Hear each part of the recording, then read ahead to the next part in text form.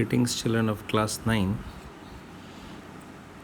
Today, I, Ashish, your economics teacher, is going to teach you your first lesson, that is the story of village Palampur.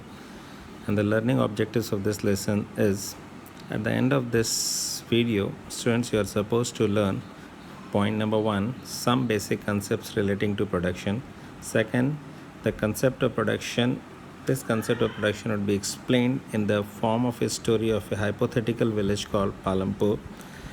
And main activities which are done in this village are, first one is farming, and the other activities which happens in this village, first one is small scale manufacturing, second one is dairy, transport. And production activities need various resources, and the various resources which are available to humans are natural resources, man-made items, human effort, money.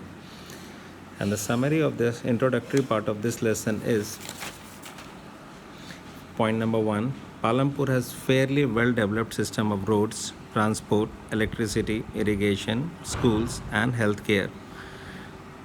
And second point, in Palampur different types of production activities takes place, in which farming is the main production activity, and other production activities which are referred to as non-farm activities include small manufacturing, transport, shopkeeping.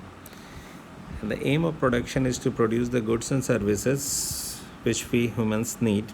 And the production of goods and services, to produce in goods and services, we need 4 factors of production, and they are, first one is land, second one is labor, third one is physical capital, and physical capital is divided into 2 parts. One is fixed capital and another one is working capital. I will come to these 2 terms later on.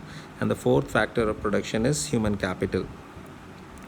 And one needs knowledge and skill to put together land, labor and physical capital to produce an output. So human capital is one of the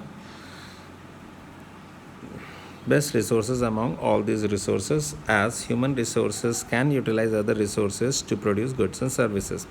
And yes, as I told you, I will come to the other 2 parts of this physical capital. One is fixed capital and other is working capital. For example, in our school, rent of your home, when we live in a home, we have to pay rent, whether we live for the whole month or we live for a part of month. That is called the fixed capital. Working capital, like running of a bike, the less you travel on your bike, the less petrol expenses will come, and if you travel more on your bike, the surely more expense you have to incur on your petrol. That is the example of working capital.